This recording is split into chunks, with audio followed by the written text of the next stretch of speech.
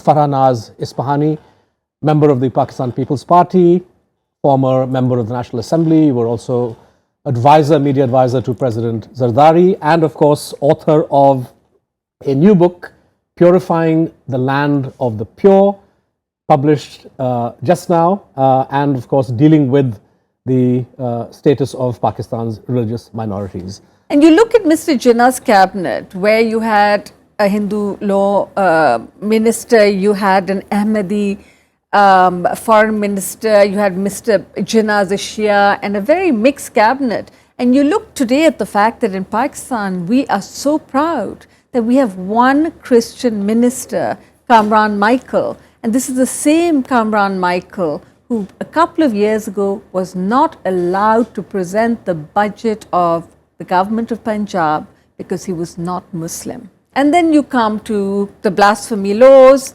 and you come to the purification of then the non-Muslim start. Right.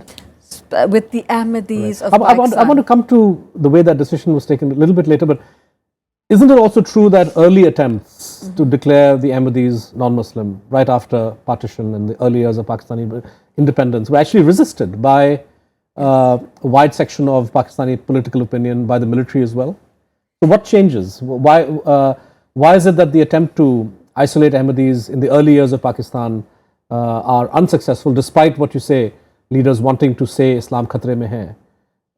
Well, till 1953, when Pakistan has its first martial law in Lahore, when there are these massive riots against the Ahmadis and wide-scale killing, you have the Munir Commission report, Chief Justice Munir, in which he assembles hundreds of clerics, and no two clerics can decide who is a Muslim. Right.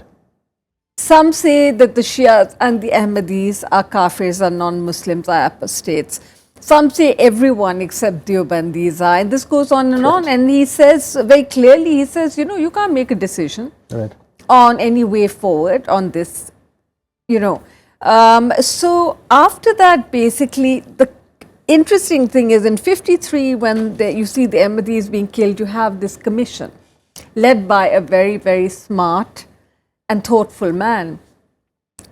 During Mr. Bhutto's time, when you have this huge assault on the Ahmadis, what happens now? You're slowly seeing the change in how the state, these are all state decisions. Right. It's the punishment of the minority, it's the punishment of the besieged. Instead of going after the perpetrators of the attacks on the Ahmadis are declared non-Muslims. So there's an attempt to conciliate with or to appease the attackers. Right. But basically, people like Maulana Maududi, who opposed Pakistan, became the most influential voices in Pakistan post Mr. Jinnah's death. So they played an influential role in defining how the state which they opposed, what contours it would take. And there's an enormous irony in that.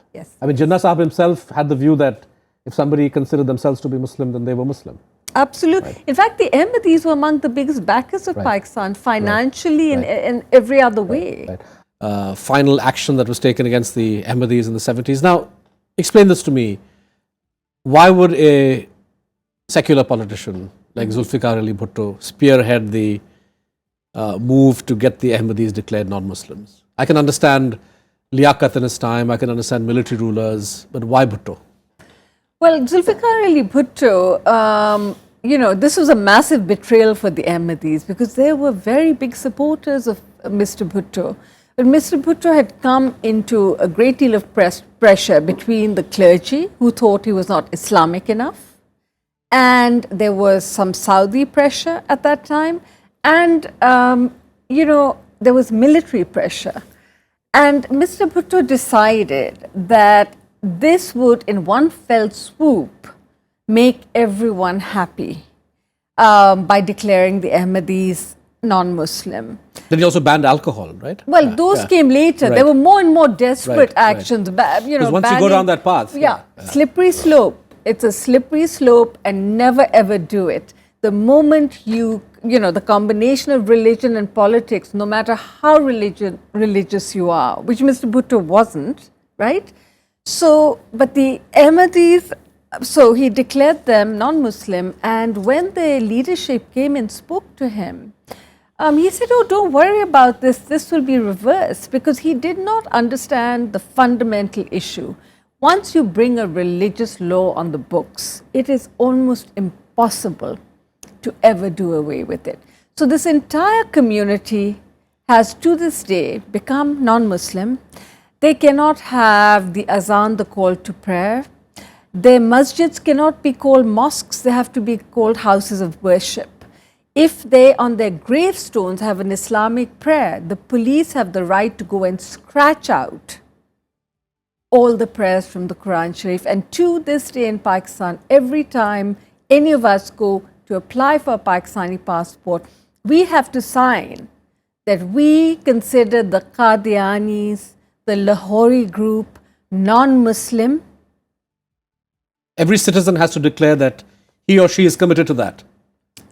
You have to sign to that. Right.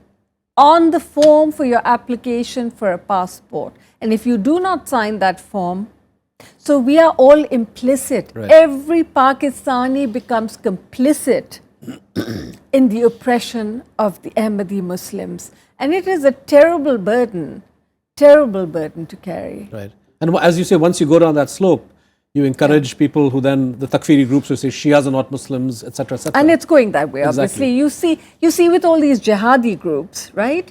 You have the Lashkar-e-Jhangvi, for example, which is one of the groups which has a death threat against me, which is the anti-Shia group, which has killed Shias from Parachinar to Karachi to Quetta.